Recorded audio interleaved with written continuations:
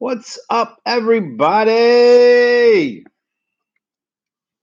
All right, man. It took me a second to get this thing to work. I thought I was live, but I was not live. So that's why I'm a couple minutes late because I started the podcast in some off mode variation of how things are supposed to be. Anyway, long story short, today we are starting our second Real Talk cast, and we're going to be talking about cool stuff. Today we're going to be talking about bad credit and buying a car, which is pretty interesting. This is a subject that affects a lot of people for various reasons. I mean, you got people that just things happen in life and it messes up their credit score from divorces, bankruptcies, you name it. A lot of things affect a lot of people, but ultimately it affects your credit score. Um, I was asked to comment a little bit about this today, so I'm going to get into it a little bit. This is pretty important because this a car is your second largest purchase for the average person. So whatever you're spending on your car is a big deal, and if you get rated with bad credit, you may be paying a lot more than the guy next to you, thus causing you even harder financial hardship. So this is a big deal to understand what's going on when you're actually buying these cars and what's going on with the finance people and all this and that. That's all very important stuff. So let's just first establish a baseline on what we think bad credit is.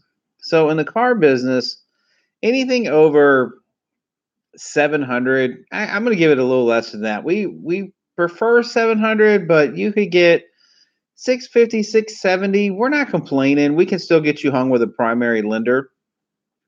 So we're really kind of talking about 650 and below. And 650 is not terrible. I'm just saying that's when the margin starts to kind of decline a little bit.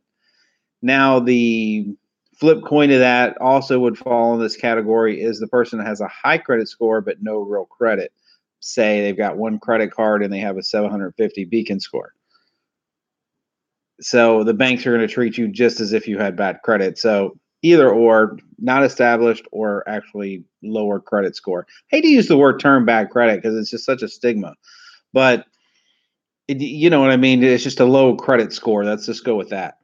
All right. So how do these banks do? Like, if you ever, okay, so what happens is if you have a bad credit and you go with some of these finance companies, I think it should be illegal what they do. They charge what they call discounts. So basically, the car dealer, I know we all think the car dealer is the bad guy.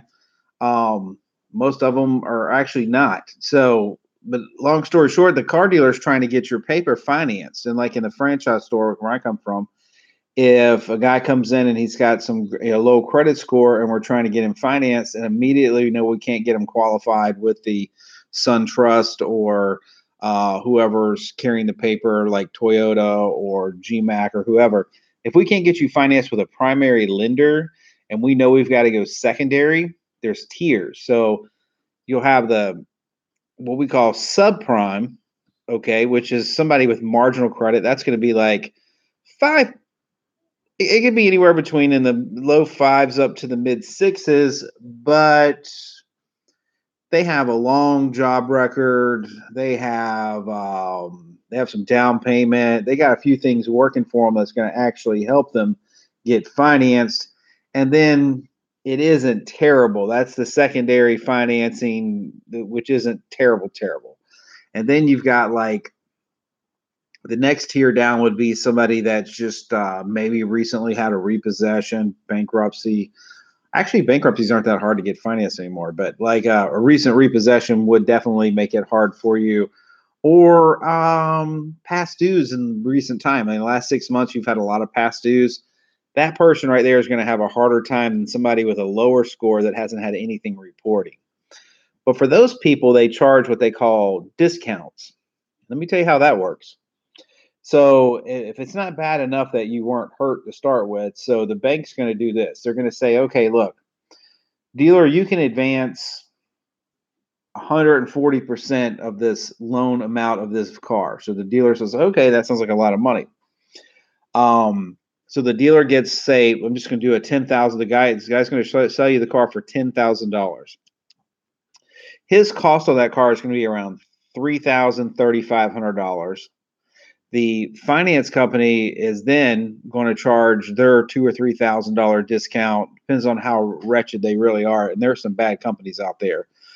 Okay, then the dealer's got to make his profit. Then you got tax and tag. So basically, your $3,000 car that you owe 10 grand for, and then they're going to pack on the highest state rated interest rate for the max amount of term to give you a lower payment. So you might have a $3,000 car now that you owe $16,000 on, and they do it in and out because the people are desperate and the people don't know how to defend themselves against it. I mean, because if you think about, if you were a mother and you had two children and you're going to get fired from your job Monday if you can't show up, then obviously you're going to do whatever you'd be easily taken advantage of because you're desperate, like most people would if they're desperate. So this is about trying to teach you how to.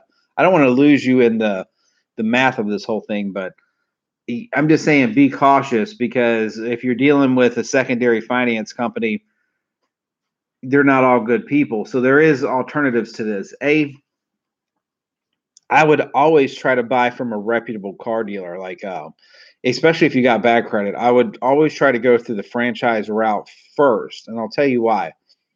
They generally have some ethics available, and you can possibly and they've got some resources because they are franchises and they carry a lot of clout in the finance world, which helps you out, as far as get you just a little bit more backing behind you to get somebody to finance you.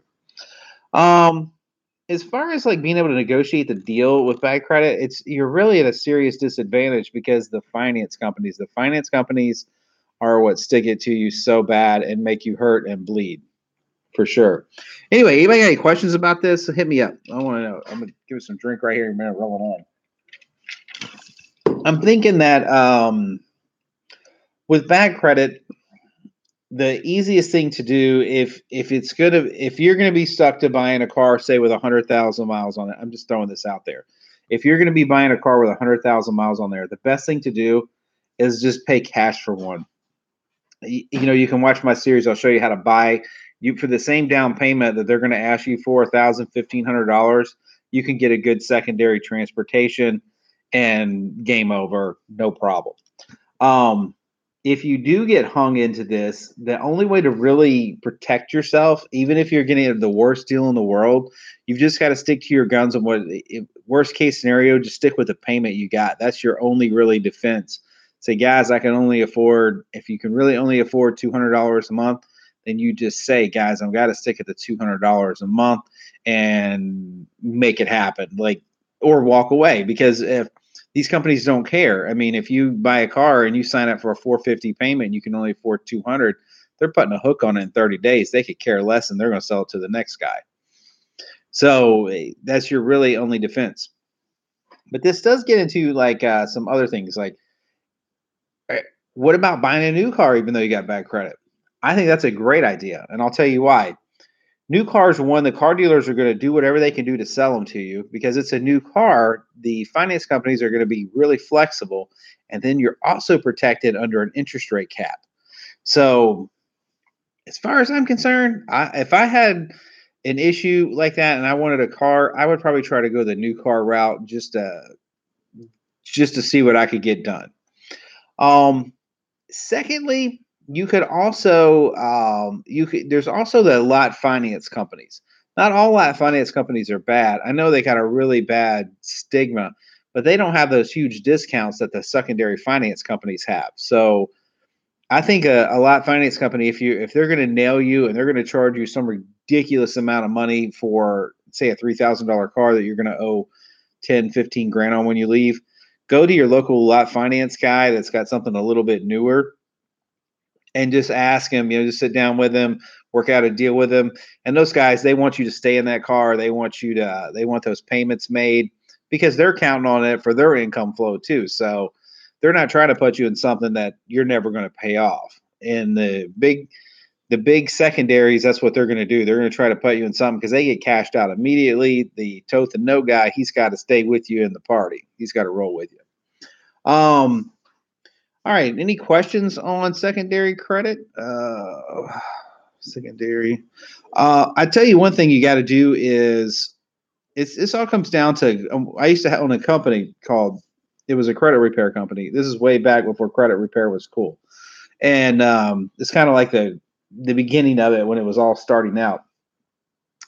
And what I found out is, and what is so true, it is so easy to fix your credit. Almost having bad credit, it shouldn't even exist because it's so easy to clean it off.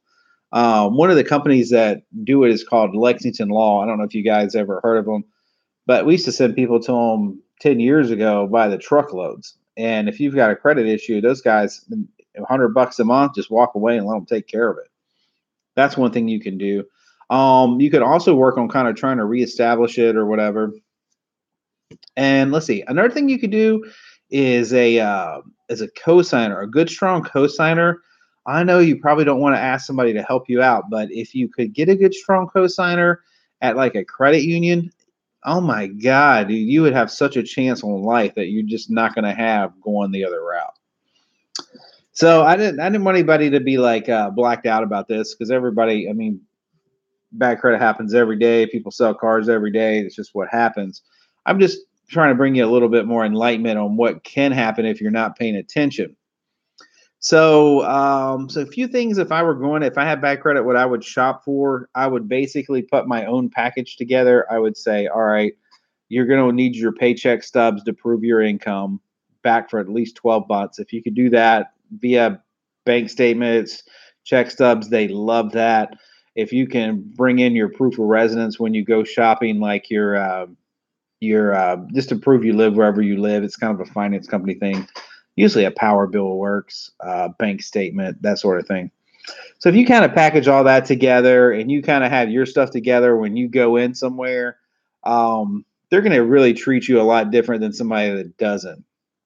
So you could prepare for it, and you could just, you could just say, I mean, you just got to be honest and you just got to be real. You got to say, look, man, this is what I can afford, and this is where we're at. You are at their mercy, and actually, they're at the mercy of the finance company. So I'm telling you, from years and years and years of this, we would have people come in and it go from a primary deal to a secondary deal where they're trying to get financed, and then we have to give it to a special finance department. We can't even mess with it anymore. Like, we have to just be like, hey guys, see if you can get this bought. Like, it goes from having a car deal to see if you can get somebody to give us some money for this.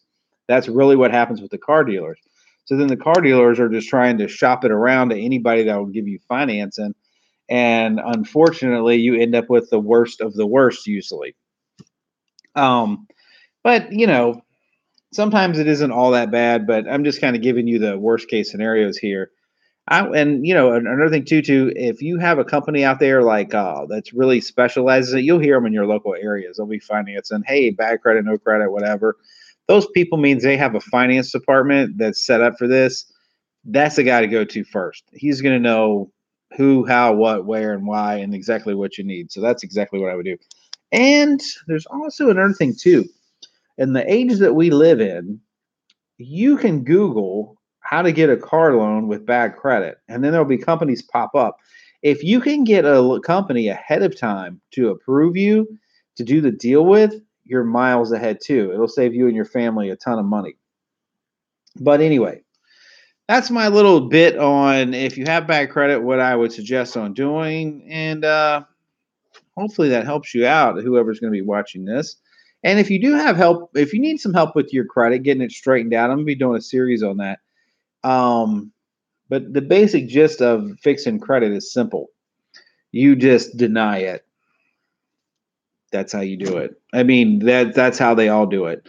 They either deny it or they demand proof that it's real. And because the record keeping is so horrifically terrible in our three credit bureaus and the companies that keep these records, you've got a huge percentage chance of just getting it removed off the fact that they can't prove that you owe it. Then if you say you don't owe it and force them to validate it, most companies, even if they can, don't even bother. But every now and then somebody will stick to the fight, and then you might have to go into and negotiate for a little bit less for it. But that's another video for another time. But I think today that'll wrap it up. If anybody's got any questions about their particular situation and they need some help on trying to locate or, somehow whatever on their particular situation, I'll try to help out. I mean, any way I can, but like I said, I'm just going to advise you to Google credit loans. Maybe I should try to find some affiliates that we can work with, but that's what I would do on that. I definitely would. I suggest the same thing when you buy a new car anyway, bring your own money in. Same thing with bad credit these days because there's so many companies out there that will work with you. It might be just more advantageous to do it. You know who's a good one is Capital One. Capital One is good for secondary finance. Just a shot, just try it out and see what happens. Meanwhile, work on cleaning it up, get yourself established, and it'll all kind of work out. Every 5 years or so, I think it recycles anyway. So anything that's 2 or 3 years old, the financiers don't even care about. They only care about what have you done for me lately. They're looking at your last 12 months. If you're running behind the last 12 months, then they don't like you. If you ran behind for 3 years straight, but the last 6 months you're on time, they love you. I know it's crazy. It's the world we live in. Meanwhile, nothing but peace and love from the car man. I've hit my 15-minute mark, so I guess it's time to say see you later. And if I come across any of these, so check my description on the bottom, because if I end up having an affiliate that wants to come on that we can send you to, that's where I will put it. Also, we've got a huge Amazon store too that we're doing. If you run across one of these videos that has something that I'm talking about that's buyable like that, you can buy it through there. Usually I'll have a link for you, just to kind of make it simple. But anyway, long story short, man, hopefully we get a subscribe out of you guys. And as this thing travels through the universe, I hope it helps somebody out. And we will see you tomorrow at 5 o'clock. We're podcasting every day at 5 now. Meanwhile, peace and love from the RVA. Wait, any questions before I go? Any questions? Questions? No questions? All right, we're good then. All right, man. We'll see you guys later, man. Love and peace out.